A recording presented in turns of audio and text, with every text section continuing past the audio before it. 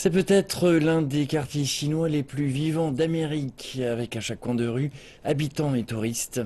Mais alors que les gens célèbrent le nouvel an lunaire, beaucoup espèrent que l'année du singe leur apportera plus d'espace de vie.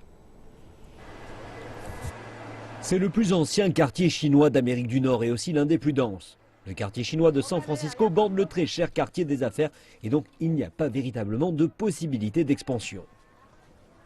Les prix de l'immobilier dans le centre-ville de San Francisco font partie des plus élevés du pays. Et comme on le voit avec ce projet d'immeuble de bureaux sur 25 étages, il n'y a nulle part où aller si ce n'est vers le haut. Et donc le quartier financier a au sens propre la possibilité de faire de l'ombre au quartier chinois.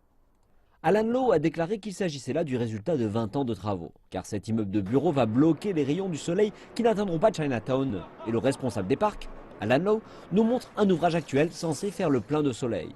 L'extension du parc St. Mary vise à aboutir à un espace de plus de 550 mètres carrés pour les rassemblements, faire de l'exercice et la relaxation des habitants.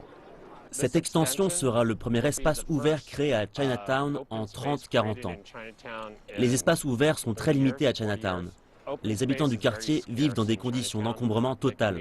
Ce que nous avons pour acquis, c'est-à-dire un salon, une salle à manger, tout cela n'existe tout simplement pas pour les habitants du quartier chinois. Cette extension est l'un des 5 projets d'espace ouvert qui se déroulent à Chinatown à l'heure actuelle. Et cela inclut une nouvelle station de métro ainsi qu'une place et une zone ouverte face à l'hôpital chinois, le lieu de naissance de Bruce Lee. D'autres projets majeurs sont à l'étude pour la place de Portsmouth, la zone la plus utilisée de San Francisco et de Chinatown. La directrice adjointe du centre de développement communautaire de Chinatown, Cindy Wu, a déclaré que cette extension des espaces ouverts était le résultat direct du dur travail de la communauté.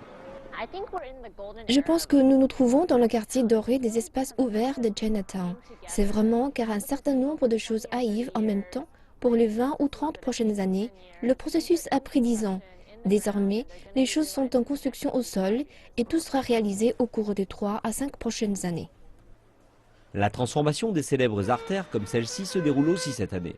L'année du singe sera des plus intenses, mais aussi celle qui apportera un trésor pour les futures générations, permettant aux citoyens de mieux respirer.